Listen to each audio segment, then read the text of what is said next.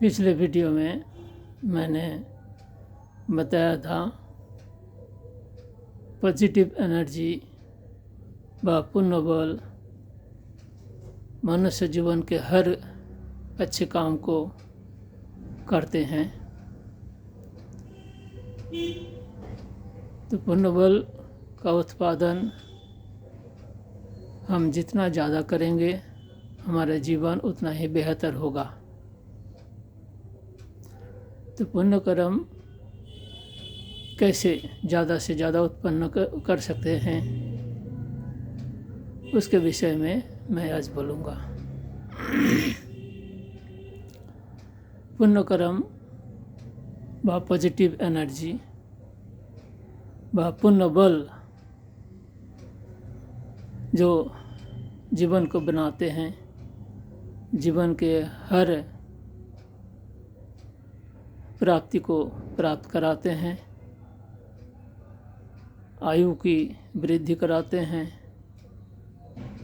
दिमाग का पूर्ण विकास कराते हैं, जीवन उपयोगी समस्त साधनों को प्राप्त कराने में सहयोग करते हैं।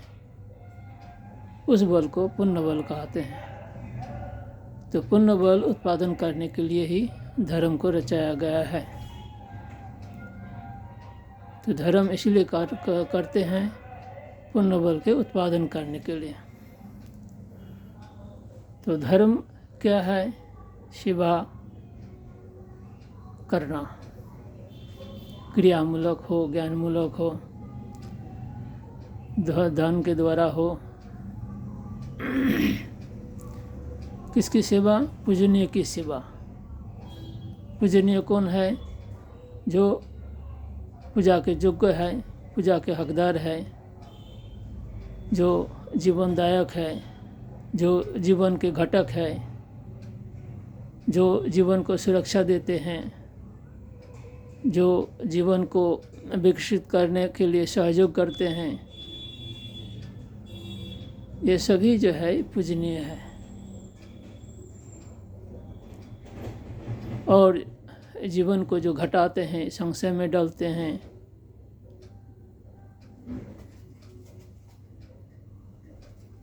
आयु को घटाते हैं, ये सब इससे बच के रहना जरूरी होता है। तो पुण्य बल बढ़ाने के लिए दो महत्वपूर्ण कर्म है। वो है निष्काम कर्म और कर्तव्य कर्म। निष्काम कर्म उसे कहते हैं जो काम अपने कामना नहीं किया, अपने आप मिल गया। और कर्तव्य कर्म उसे कहते हैं आपके प्रति जो अधिकार रखते हैं, आपके संपर्क में जो भी है, घर में, परिवार में, समाज में, आपके कर्म क्षेत्र में, उनके प्रति जो आपके करणीय है उस कर्तव्य कर्म को अपने दिमाग में सोच कर करो, वह कर्तव्य कर्म। और उनके तरफ से जो काम आ जाता है, अपने चाहने ही, लेकिन उनके तरफ से जो आ जाए उसके कहते हैं निष्काम कर्म। तो अपने अधिकार क्षेत्र में जो आपको कर्तव्य कर्म और निष्काम कर्म मिल जाए उसको बड़े श्रद्धा, भक्ति, प्रेम के साथ आप करो। और ऐसा कर्म अधिक से अधिक करो। इतना करो जो अलग से आपको एक्सरसाइज करने का ज़रूरत ना पड़े। अलग से एक्सरसाइज करोगे तो उससे शरीर स्वस्थ होगा, लेकिन उसमें पुण्य बल नहीं बनेगा। पुण्य बल बनता है योग कर्म करने से। योग कर्म मतलब ईश्वर का निर्देश अनुसार चलना, उनके कार्यों में युक्त रहना, उनके सीमा में स्थिर रहना, व ईश्वर या परम प्रकृति के साथ युक्त रहना, ये सब योग है। गीता में भगवान ने कहीं पर भी एक्सरसाइज नहीं सिखाया, लेकिन कहा योग कर्म करो, तो ये सबसे श्रेष्ठ धर्म है। योग कर्म है ईश्वर द्वारा व प्रकृति के द्वारा जो कर्म आपको मिल जाए, जैसे निष्काम कर्म है ना, ये ईश्वर के द्वारा ही होता है, भेजा हुआ। कैसे? जैसे किसी ने आपको पानी मांगा या खाना मांगा या अपना जीवन के मूलभूत कुछ चीज़ मांगा, तो वो जो मांगा आपको, तो आपके लिए वो कर्म निष्काम हो गया, निष्काम कर्म मिल गया आपको। आप प्रेम से उसको करोगे तो उसकी पूर्ति होगी, सेवा होगी, तो उससे वो खुश होगा। जिस व्यक्ति ने आपको काम बताया व जिस व्यक्ति ने आपसे मांग रखा, तो असल में उस व्यक्ति जो मांग रखा, जीवन के मूलभूत जो भी, जैसे पानी मांगा, खाना मांगा व जीवन के मूलभूत कोई प्रयोजन के लिए मांगा, तो वो जो प्रयोजन है, जैसे भूख है, तो भूख कोई इंसान नहीं लगाता। ये जो हमारा शरीर का सिस्टम है, प्रकृति ने रचना करी है, इस सिस्टम ने लगाया है भूख प्यास सब। तो ये सिस्टम किसने बनाया? शरीर किसने बनाया? ये प्रकृति ने या परमेश्वर ने, वह जो रचनाकार है। हमने तो नहीं बनाया, किसी मनुष्य ने तो नहीं बनाया ये शरीर। संसार में कोई बनाने वाला है नहीं, कोई मनुष्य व कोई फैक्ट्री ये मनुष्य शरीर नहीं बना सकता, लेकिन बना है। हम आप सभी इस शरीर को इस्तेमाल कर रहे हैं, तो रचनाकार जो है ना, उन्हीं की ही ये करामात है व शरीर के जो रिक्वायरमेंट है उन्हीं के द्वारा उत्पादन किया हुआ है। तो भूख प्यास भी उनके द्वारा ही उत्पादित होता है। तो उस भूख प्यास को मिटाते हैं। तो ये प्रकृति का जो गति है, उस गति में हाथ बटाते हैं व ईश्वर के जो परिचालन शक्ति है उसमें आप सहयोग करते हैं। तो ब्रह्म की गति में ये आचरण होता है, व्यवहार होता है। तो ये एक ब्रह्मचर्य है, वह शुभ कर्म है, वह ईश्वर की सेवा है, वह प्रकृति की सेवा है। तो उसमें ईश्वर प्रकृति ये खुश होते हैं, प्रसन्न होते हैं। तो इसी प्रकार कर्म, अगर कोई कुछ काम आपको बता नहीं रहा है, कोई काम नहीं मिल रहा है, तो चुपचाप बैठे रहोगे? नहीं। उनके प्रति क्या फर्ज है आप सोच के करो। आप घर में हो तो घर में जो भी व्यक्ति आपके संपर्क में है, जो जो इतना अधिकार रखते हैं, उनके प्रति क्या फर्ज है वो करो। किसी कर्म क्षेत्र में आप हो, नौकरी में हो व किसी के वहाँ काम कर रहे हो या अपना ही, वहाँ पर जो भी आपके लिए करणीय है आप सोच के करो। तो ये सब कर्तव्य कर्म में आता है। तो उसमें पुण्यबल बनेगा। और परिवार की ड्यूटी हो या कर्म स्थान की ड्यूटी, अगर अच्छी तरह से ज़्यादा करोगे तो मालिक खुश होंगे व परिवार वाले खुश होंगे। तो कर्म स्थान के सभी खुश होंगे और परिवार के ऐसे कर्म करोगे तो वो सब खुश होंगे। और परिवार के लोग हर कोई एक दूसरे के सेवा में, एक दूसरे के चाहत में काम आओगे तो हर कोई एक दूसरे में खुश रहोगे, परिवार में खुशहाली आ जाएगी। तो निष्काम कर्म और कर्तव्य कर्म दोनों करो, ज़्यादा से ज़्यादा करो, तो परिवार भी खुश, पॉजिटिव एनर्जी भी उत्पन्न हो, आपका एक्सरसाइज हो जाए, खाना भी हजम हो, घर में खुशियाँ बढ़ें। तो इससे दिमागी संतोष हो रहें, दिमाग भी ज़्यादा आपको काम करेगा, है ना। दिमाग में अशांति बनी रहे, तनाव बने रहें तो आप दूर दूर तक सोच नहीं पाते, डिसीजन लेने में गलती हो जाती है। लेकिन शांति रहे, खुशहाल रहें तो आपके हर डिसीजन सही होगा, ज़्यादा से ज़्यादा अच्छी तरह सोच पाओगे, नई नई योजना बना पाओगे, है ना। और इधर पुण्य बल भी उत्पादन होगा। तो रोज़ ज़्यादा से ज़्यादा पुण्य बल उत्पादन करो और संयम करके इनकी रक्षा करो। संयम का मतलब है खर्च ना करना, व कम करना। जीवन जीने के लिए व परिवार में, समाज में चलने के लिए खर्च तो करना ही पड़ेगा। तो हम जो बोलते हैं, करते हैं, देखते हैं, सुनते हैं, जो भी करते हैं एनर्जी खर्च करके करते हैं, वो करना पड़ेगा। लेकिन संयम का मतलब है अपने निष्काम कर्मों, कर्तव्य कर्मों एवं जीवन के मूलभूत प्रयोजन के लिए जो जरूरी है उसको अवश्य करो। इससे अलग खर्च ना करो, उनको बचा लो, संयम करके बचा लो। अधिक ना बोलो, अधिक एंटरटेन ना करो। और इसके अलावा सबसे ज़्यादा ये ऊर्जा व पुण्य बल नष्ट होने का जो जरिया है, शास्त्र में ऐसे कहा गया है, काम, क्रोध, लोभ, मोह, मद, मात्सर्य, ये 6 को शत्रु कहा गया है। इसलिए कि ये जो 6 रास्ता है व ये 6 व्यवहार है, इसके द्वारा मानवीय ऊर्जा व पुण्य बल एक खर्च हो जाता है, नष्ट हो जाता है, दूषित हो जाता है। इसलिए इनको शत्रु कहा गया। तो इसको आना नहीं करना चाहिए। लेकिन हमारे अनुसंधान में हम देखते हैं जो प्यार सबसे ज़्यादा खर्चीला है, सबसे ज़्यादा ऊर्जा निकलते रहती है व निकल जाती है।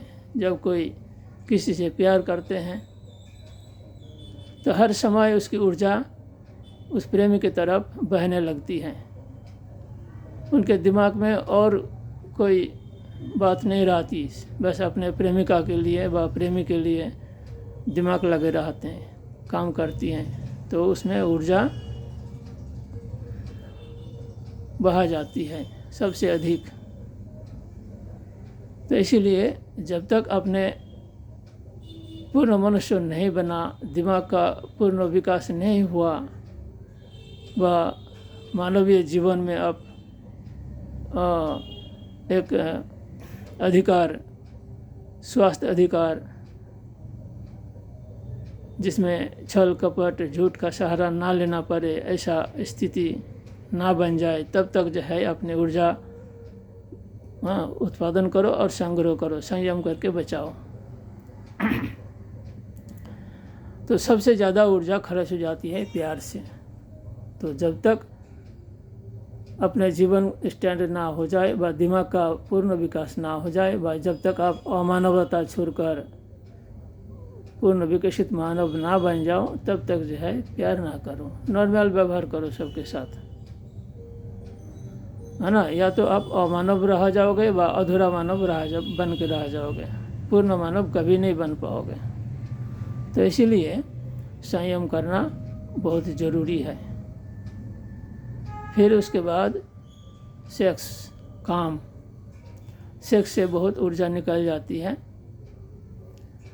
तो जैसे बच्चा है, उनका दिमाग नहीं चलता, बच्चा और बूढ़े का दिमाग कम होता है। बच्चे का दिमाग बनता ही नहीं, और दूसरा उनके अंदर वीर्य भी नहीं बनता है, मिनिमम बनता है। फिर जवानी में बनने लगता है तो दिमाग बहुत चलता है। जवान लोग जो है हर प्रकार से, हर, है ना, चारों तरफ जो है उनका दिमाग चलता है। लेकिन जब बूढ़ा हो जाए तो फिर दिमाग कम होने लगता है। तो बचपना और बूढ़ापन में दिमाग कमज़ोर रहता है, बच्चे का दिमाग बनता नहीं, और ऊर्जा भी, सेक्स ऊर्जा भी कम बनता है। तो उनका दिमाग कम है।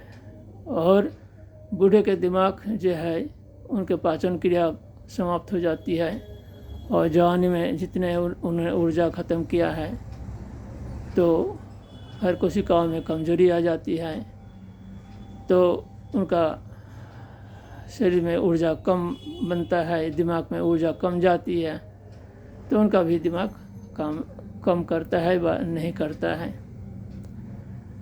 तो इसीलिए सेक्स ऊर्जा को बढ़ाओ, शोधन करो और स्टोर रखो, तो आपके दिमाग का पूर्ण विकास हो जाएगा। अगर नहीं किया तो आपके अंदर चाहत तो बनी रहेगी, लेकिन दिमाग जो है ठीक ठीक विचार करने में समर्थ नहीं रहेगा। तब आप झूठ बोलोगे, छल कपट करोगे, चोरी करोगे, बलात्कार करोगे, तो दूसरे का शोषण करना पड़ेगा। तो इसीलिए जो है काम शक्ति को, है ना, इच्छा को पहले त्याग करके ये जो पुण्य बल है व पॉजिटिव एनर्जी है, इनको बढ़ाओ और संयम करके इसको धारण करो, है ना। तो ये ऊर्जा जो है आपके अंदरूनी कंस्ट्रक्शन है व अंदरूनी जो कमी है ना, इसको पुनर्रचना करके फिर आप पूर्ण विकसित मनुष्य बन पाओगे। फिर है क्या, लोभ, क्रोध, इसके बाद गुस्सा। गुस्सा करोगे तो उससे जो है खून जल जाते हैं। कोई गुस्सा करे तो उनका जो है शकल लाल हो जाता है, मतलब खून में उनका जोर पड़ता है, खून जलता है, तो खून में कमी आ जाती है। उस समय लालीपन दिखता है, जो गुस्से में लाल हो गया, मुंह सुंदर हो गया, लेकिन खून जल के ख़त्म होता है। तो उससे खून दूषित भी होता है और वातावरण भी दूषित होता है। तो इसीलिए जो है गुस्सा भी ना करो, उससे भी बहुत ज़्यादा ऊर्जा नष्ट हो जाती है। फिर है लोभ। लोभ का मतलब है अधिकार नहीं है लेकिन चाहिए, तो बिना अधिकार से जो ले लेते हैं उसको लोभ कहते हैं। तो बिना अधिकार किए व उसका कुछ असूल अदा किए बिना जो हम लेते हैं तो वो दूषित होती है। तो दूषित वो संग्रह हो जाए तो उससे भी पॉजिटिव एनर्जी व पुण्य बल उत्पादन नहीं होता, और दूषित एनर्जी आपने खा लिया तो आपके कोशिका में वो जमे रहेंगे, और एक दिन जो है वो दिमाग में दूषित बुद्धि देकर या कोई बीमारी पैदा करके आपका शरीर को नष्ट करेगा, बीमार करेगा, व दुर्बुद्धि पैदा करके वो आपके योजना को खराब करेगा, जीवन को खराब करेगा। तो इसलिए स्वास्थ्य, सुंदर, निश्चयपूर्ण जीवन अगर चाहिए तो लोभ को भी आपको त्याग करना पड़ेगा। फिर है क्या, मोह। मोह उसे कहते हैं जो अपना बच्चा है व अपने परिवार का सदस्य है व अपने पार्टी का सदस्य है, वो कितना अपराधी हो, उनके अपराध को आप छिपा लेते हो, संशोधन नहीं करते हो, उसको कहते हैं मोह। उससे क्या है, उनके अंदर वो दोष व कमी रह जाती है, और उस कमी जो है ना, जैसे शरीर के अंदर बीमारी पैदा हो व कैंसर पैदा हो, शरीर को नष्ट कर देते हैं, है ना। वो कमी को छिपा के रखोगे शरीर के अंदर तो शरीर को बीमार करे, परिवार के अंदर तो परिवार को नष्ट करे, पार्टी के अंदर तो पार्टी को नष्ट करे, समाज के अंदर तो समाज को नष्ट करे। तो इसीलिए मोह भी विनाशकारी है। तो इसीलिए जीवन सुंदर, जीवन, परिवार, समाज या पार्टी या देश को सुंदर बना के रखना है तो हर एक का दोष को संशोधन करो, क्योंकि जन्मजात हर मनुष्य में कमी है और गलती अनिवार्य से सभी से गलती होगी। कोई नहीं कह सकता जो हमसे गलती नहीं होगी, लेकिन उनको दंड ना देकर उनका संशोधन करो प्यार से, है ना। तो संशोधन करोगे तो फिर वो गलती नहीं करेगा, लेकिन दंड दोगे तो गलती तो आपसे भी होगी, तो आप भी दंड लेने के लिए तैयार हो। तो दंड तो कष्ट है ना, किसी को देना क्यों देना, संशोधन करो ठंड दिमाग से, गलती सारे हर एक से होगी। जब तक अधूरापन है, दिमाग की अपूर्णता है, तब तक हर एक से गलती होना अनिवार्य है। तो इसीलिए जो है मोह ना करो। गलती को छिपा भी लिया तो संशोधन तो अवश्य करो, तो आपके अंदर शुद्ध ऊर्जा ही रहेगी। और शुद्ध के अंदर वो अशुद्ध रह गया तो वो अशुद्ध सामने जब आ जाएगा तो सारे शुद्ध धरा के धरा रह जाएगा, है ना। अशुद्ध का ही फल आपको है ना, मिलता रहेगा। तो इसलिए मोह भी ना करो। और मात्सर्य का मतलब है मेरे पास धन है, ज्ञान है, विद्या है, शक्ति है, बल है, लोक बल है, धन बल है ना, हमें किसी का कोई परवाह नहीं है। तो ये भी गलत है, क्योंकि ईश्वर ने रचना किया है ये पूरे ब्रह्मांड को, है ना। ये ईश्वर के ही रचना है, वह भगवान की ही रचना है, वह रूप है। किसी को आप घृणा करोगे तो ईश्वर की रचना की घृणा होती है, किसी को अवज्ञा करोगे तो ईश्वर की रचना को ही अवज्ञा कर रहे हो। तो सबके साथ उपयुक्त व्यवहार हो, किसको ज़्यादा ऊंचाई भी ना करो, ज़्यादा नीचा भी ना करो, यथार्थ स्थिति में रखकर उनके साथ यथार्थ व्यवहार करो, है ना। तो ये है असद व्यवहार। तो इसलिए मात्सर्य भी ना करो। फिर है अलसता, है ना। बहुत के पास धन आ जाए, कोई योग्यता आ जाए, अधिकारी पद आ जाए, तो उनके अंदर अलसता आ जाते हैं, उससे वो अपने निचले वालों से काम लेते हैं ज़बरदस्ती, है ना। तो और कोई है जो मेरे पास बहुत है, लोगों से काम करवा लगे, वो से हम ना करें। तो जो काम नहीं करते हैं उनमें, उनके अंदर कोशिकाओं में दुर्बलता आ जाती है, कोशिकाओं की मजबूती खत्म हो जाती है ना। तो जो कोशिकाओं में मजबूती खत्म हो जाए तो वो ज़्यादा ऊर्जा धारण नहीं कर सकती। ज़्यादा ऊर्जा धारण ना कर सके तो आपका दिमाग का कंप्लीट विकास संभव नहीं होगा, क्योंकि जन्मजात जो चेतना है 3 से 5% ही वो मनुष्य को मिला हुआ होता है। बाकी जो है 95% व 97% है ना, चेतना व दिमाग की विकास व ज्ञान ग्रंथि का विकास करने के लिए आपके बहुत ज़्यादा अधिक मात्रा में ऊर्जा को धारण करना है। तो कोशिकाओं में मजबूती होना जरूरी है। तो इसलिए आप अलसता ना करो, मेहनत करो, है ना। कौन सा मेहनत? कर्तव्य कर्म और निष्काम कर्म, क्रिया रूप में आपको रहना पड़ेगा अगर आप पूर्ण मानव बनना चाहते हो। या जन्मजात जो आपको मिले हुए हैं आयु, दिमाग व जो संस्कार, उनको आगे बढ़ाकर पूर्ण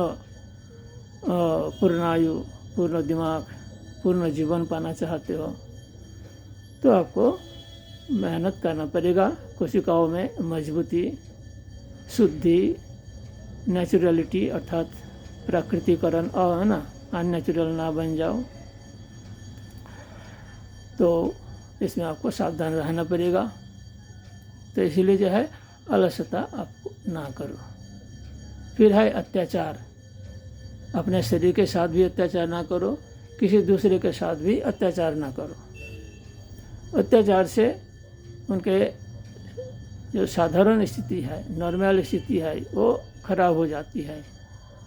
अपने शरीर के साथ करो फिर भी, दूसरे के साथ करो फिर भी, तो किसी को भी नुकसान पहुंचाना मतलब उनके जीवन नाश व आयुनाश, और अपने लिए करोगे तो अपने जीवन नाश व आयुनाश होएगा, तो जीवन संकट में आएगा। तो वो पुण्य कर्म नहीं है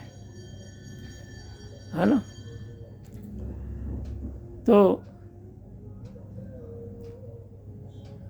हमारा ऊर्जा नाशक जो कर्म है, प्यार, काम, क्रोध, लोभ, मोह, मद, मात्सर्य, अलसता, अत्याचार, है ना, व शोषण, है ना, ये सब जो है नेगेटिव ऊर्जा उत्पादन करने वाली व संग्रह करने वाली। तो नेगेटिव ऊर्जा जीवन को सजाते नहीं हैं, नेगेटिव ऊर्जा जीवन को बिगाड़ते हैं, बुद्धि को बिगाड़ते हैं, है ना। नेगेटिव ऊर्जा से कितना ही आप संग्रह कर लो, है ना। बहुत पहले आक्रमणकारी आए लेकिन सब अधूरा ही मरे। हमारे सनातन धर्म कहते हैं पूर्ण जीवन जियो और कपड़ा जैसे वो शरीर को बदलो। तो ये जो स्थिति है लेने के लिए, पूर्ण जीवन पाने के लिए, व इच्छा अनुसार अपने जीने के लिए, व इच्छा अनुसार शरीर छोड़ने के लिए, है ना, यही एकमात्र रास्ता है सनातन धर्म। तो इस संयम के द्वारा इस ऊर्जा को, पुण्य बल को अब बचाओ, है ना। और ज़्यादा से ज़्यादा कर्म करके पुण्य पॉजिटिव ऊर्जा व पुण्य बल उत्पादन करके, है ना, और संयम करके इन ऊर्जा को, है ना, बढ़ाओ, इनका भंडारण को बढ़ाओ, स्टोरेज बढ़ाओ। तो इससे क्या होगा, आपके हर कोशिकाओं में सौंदर्यता आ जाएगी, विकास आ जाएगा, बुद्धि में, है ना, विचार में, विवेक में, है ना, बल आ जाएगा, आपके शरीर में ग्लो आ जाएगा।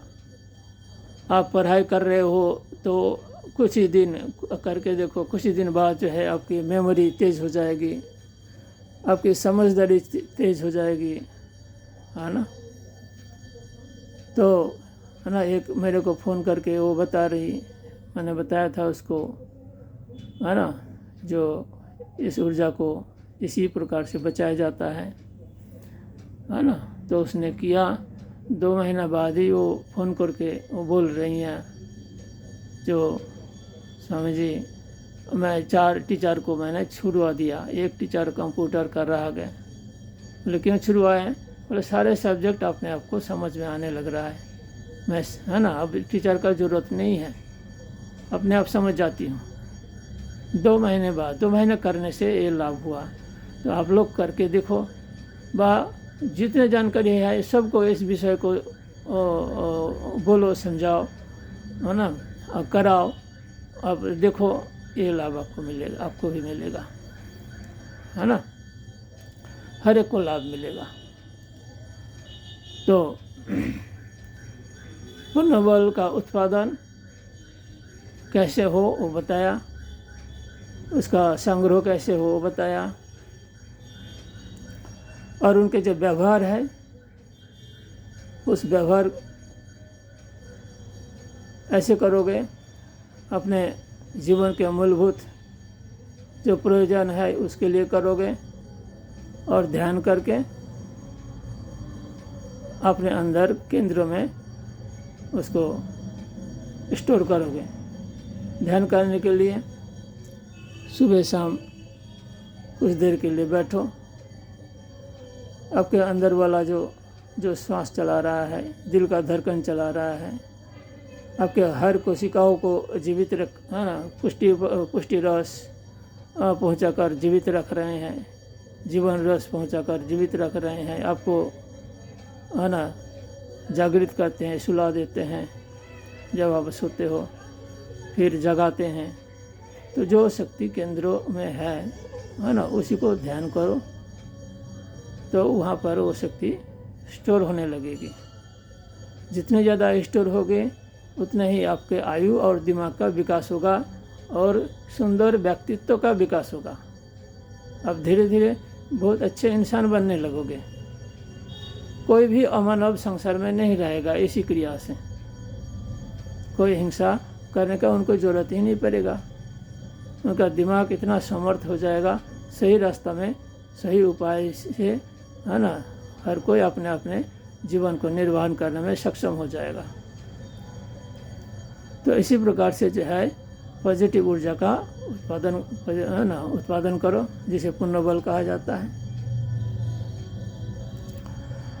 और इसके बाद जब और अधिक हो जाएगा तो अब है ना, ये भी आपके अंदर अपने आप अनुभव होने लगेगा।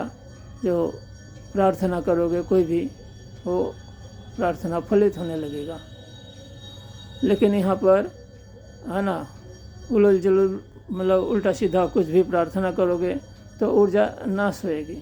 ऐसा ना करो। मूलभूत जीवन के लिए जो प्रयोजन है, मूलभूत प्रयोजन को आप प्रार्थना करो, उसमें कोई दोष नहीं लगेगा, क्योंकि वो जीवन सजाने के लिए ज़रूरत है। अवश्य करो, है ना। फिर जो है उस ऊर्जा को संभाल के रखो। एक दिन ऐसा आएगा जो आपको किसी भी चीज़ को प्रार्थना करने का ज़रूरत नहीं रहेगा। जो आपके जीवन के लिए ज़रूरत है वो अपने आप मिलेगा। जैसे गर्भ में वो बच्चा को मिलता है, बच्चे को सोचने का ज़रूरत नहीं होता है किस चीज़ का ज़रूरत है ना। जो रचनाकार है, शरीर रचना कर रहा है माँ के गर्भ में, उसको चिंता है और वो पहचान है। जिस चीज़ का ज़रूरत है माँ के शरीर से कलेक्शन करके उनका शरीर की रचना करता है। अगर माँ के शरीर में नहीं है तो माँ के मन में इच्छा पैदा कर देता है। खाने की इच्छा होती है, माँ खाती है, वह है ना, कुछ भी देखने की, घूमने की, तो सारी इच्छा जब गर्भिणी माँ करती है तो वो बच्चे की पुष्टि होती है, वो तत्व है ना मिल जाता है, उसके शरीर की रचना होता है। तो जो रचनाकार अंदर है ना, वो माँ के गर्भ में, वो अभी भी आपके शरीर में वो बैठा हुआ है। तो उसी रचनाकार को ध्यान करो, भाई इस पॉजिटिव एनर्जी को उसी को समर्पण करो सुबह शाम। उसमें कोई नाम है ना, अल्लाह, गॉड, भगवान नाम लो या ना लो, कोई फ़र्क नहीं है उसका, है ना। कोई नाम नहीं है ना। वो असली ईश्वर, आपका असली ईश्वर है। तो इसी प्रकार से अब रोज़मर्रा करोगे तो धीरे धीरे आप पूर्ण मनुष्य बन जाओगे। इसी कार्य से महामानव बनता है ना। और पूर्ण ज्ञानी बनने के लिए फिर गुरु का ज़रूरत होता है, क्योंकि जन्मजात जो सेटअप आपको मिला है शरीर, मन, बुद्धि, ऊर्जा का, तो वो प्राकृतिक है, तो प्रकृति उसको संभालती है। उसी प्रकार से आपका आस पड़ोस होता है ना। लेकिन जब इस क्रिया को करोगे तो आप विशेष हो जाओगे, है ना। तो अधिक ऊर्जा धारण कर लोगे आप, तो आपके पड़ोसी के साथ, आसपास के साथ आपका संतुलन है ना, उनसे आप में ऊपर हो जाएगा। तो उनके साथ व्यवहार में है ना आप आगे बढ़ जाओगे। लेकिन यह नेचुरल नहीं है, अप्राकृतिक है। तो इसीलिए गुरु के संपर्क में जाना होता है ज्ञान प्राप्ति के लिए। ज्ञान प्राप्ति तभी होती है जहाँ पर ज्ञान ग्रंथि है, उस ग्रंथि में इस ऊर्जा को पहुँचाना होता है। तो ज्ञान ग्रंथि है अंतिम स्टेज पर है ना, सर्वो प्रकृति के अंतिम जो स्थिति है, जहाँ पर प्रकृति परमात्मा का मिलन हो रहा है, उस मिलन स्थल को ज्ञान ग्रंथि कहते हैं, जो हमारे अंदर है। तो जैसे हमारे शरीर के सूक्ष्म तत्व है मन, मन से सूक्ष्म है ना मेधा, धृति, स्मृति, फिर उससे सूक्ष्म बुद्धि, उससे विचार, उससे आगे विवेक, उससे आगे ज्ञान। तो ये क्रमशः सूक्ष्म है। तो अंतिम सूक्ष्म जो ग्रंथि है वो ज्ञान ग्रंथि है, जहाँ पर प्रकृति खत्म हो गई और परमात्मा का शुरुआत हुआ। तो वो अंतिम स्थल जो है वहाँ पर ठहरना होता है। तो वहाँ पर आप तभी ठहर पाओगे। ये जो पॉजिटिव ऊर्जा है इसको जब पर्याप्त मात्रा में आप स्टोरेज करोगे तो गुरु जी वहाँ पर है ना ठहरा देता है। अब जितना ठहरोगे तो उतने ग्रंथि मजबूत होएगा, विकसित होगा। जब पूर्ण विकसित हो गया तो आप पूर्ण ज्ञानी हुए, तब अब कंप्लीट ह्यूमन हो गए, है ना। उस समय आप अपने जीवन के सब कुछ फैसले लेने में समर्थ है और सटीक निर्णय आप ले पाएंगे। उससे पहले गलती होती रहेगी, गलती होगी, अनिवार्य रूप से गलती होगी, और वो गलती आपके संकट का कारण होगा, जीवन नाश के कारण होगा। तो इसीलिए ज्ञान ग्रंथि के विकास से पहले जो भी जीवन के और भोगों में लग गए तो उनको पूर्ण आयु कभी ना मिले, व इच्छाकृत जीवन कभी ना मिले। तो इच्छाकृत जीवन जितना दिन आप जीना चाहते हो तो उसके लिए यही एक रास्ता है, और इस उपाय को ही सनातन धर्म कहा जाता है। ये धर्म हिंदुओं के लिए नहीं, ये समस्त मानव के लिए है ना। यहाँ पर इस उपाय के बीच में हमने कभी ना अल्लाह का, ना गॉड का, ना भगवान का, किसी का कोई नाम नहीं बोला, सिर्फ क्रिया पद्धति बने बोला है ना। इसमें किसी का नाम, जप, भजन, कीर्तन कुछ भी नहीं है। दैनंदिन जीवन के संशोधित व्यवहार है। 24 घंटा जो आप काम सुबह से शाम तक कर रहे हो, उसी व्यवहार को मैं संशोधन करके मैंने बता दिया। इस प्रकार से जैसे आप नौकरी कर रहे हो तो वहाँ पर जो ड्यूटी है, उस ड्यूटी में जो आपको अपने आप आ जाएगा तो वो निष्काम कर्म होगा। उन ड्यूटी के प्रति जो अपना फर्ज है, अगर कोई ड्यूटी नहीं मिला तो सोचकर आप अपने दिमाग से करो, वो कर्तव्य कर्म हो जाएगा। और पूरे निष्ठा, शुद्धा, प्रेम के साथ आप जब करोगे तो उस मेहनत से है ना पॉजिटिव ऊर्जा का उत्पादन हो जाएगा। उसी प्रकार संसार के कर्म में भी होगा, है ना। तो उससे कहते हैं पुण्य बल। तो 24 घंटा आप पुण्य बल व पॉजिटिव एनर्जी क्रिएशन कर सकते हैं, घर में, बाहर में, रास्ते में, कहीं भी। क्रिएशन में आप ज़रूर ध्यान दो, क्रिएशन बढ़ेगी पॉजिटिव ऊर्जा की तो आपका ध्यान, पूजा पाठ, जाप, भजन, कीर्तन सब मतलब फल प्रदान करेगा। लेकिन ये पॉजिटिव ऊर्जा अगर नहीं है तो किसी भी, है ना, भगवान के नाम लो, गॉड, अल्लाह, किसी के भी नाम सिर फोड़ दो, कोई काम नहीं बनेगा, कोई लाभ नहीं मिलेगा। लेकिन ये पॉजिटिव ऊर्जा अगर है तो मैंने पहले कहा जो पर्याप्त मात्रा एक आ जाएगा तो आप धीरे धीरे देखोगे ये प्रार्थना करने से कम हो रहा है। और स्टोरेज बढ़ाओ तो धीरे धीरे आपका हर काम बनेगा। वो ऐसा समय आएगा जैसे गर्भ में बच्चे को सोचने का ज़रूरत नहीं होता है, सब कुछ माँ के गर्भ में मिल जाता है। फिर बाहर आने से पहले माँ के स्तन में दूध आ जाता है, क्या वो खाएगा पिएगा, पहले व्यवस्था जैसे हो रहे हैं।